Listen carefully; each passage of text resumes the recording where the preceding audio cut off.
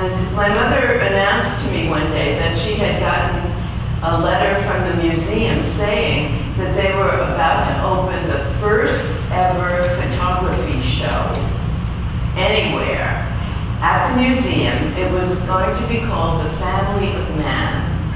And it was going to be a collection of some of the greatest photographers in the world. I walked into that show and I started looking around.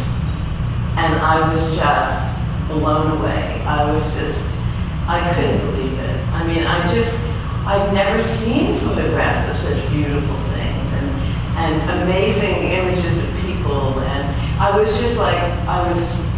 amazed. I was totally amazed.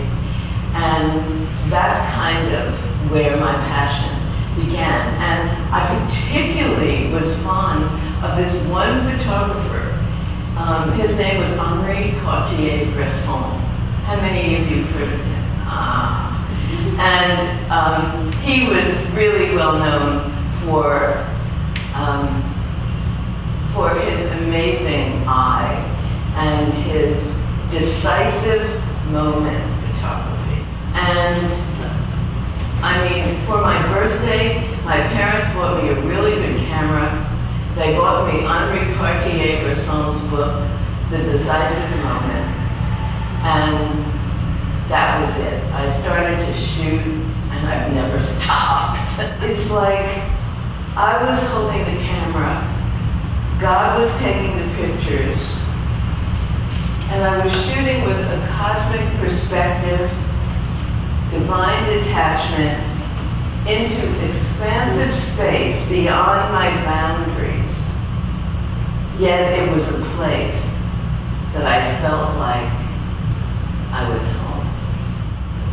Oh, this is one of my favorites. It's astounding. Is that not? It's my favorite. Does everyone, thank you. See Archangel Michael? Oh, wow, yeah. First of all, he's got the sexiest body. Let's face it. But look at his head. I mean, it's just a classic Archangel Michael head. And you can see in this series how I was very specifically painting with my in-focus, out-of-focus imagery. The thing about a 500 millimeter lens is that you can adjust the focus, the in-focus and out-of-focus very specifically with that lens. And I worked on that. You'll see what's in focus and what's out of focus. And that creates the kind of the painting-like imagery of it all, is the control of the focus. While I was in Vietnam, I got guidance that I shouldn't get on a plane that I had scheduled to be on. I heard a voice in my head on a Friday morning that I shouldn't get on a plane I was scheduled to be on Monday. Do not fly on this Air Vietnam. And so I listened to the voice, and I went up on a Sunday. And Monday, we were on the ground traveling to the story when we got a call that said we were the closest official car to a plane that just crashed. And we were just 15 minutes from this plane that blew up in midair, crashed in the middle of the jungle, and nobody lived.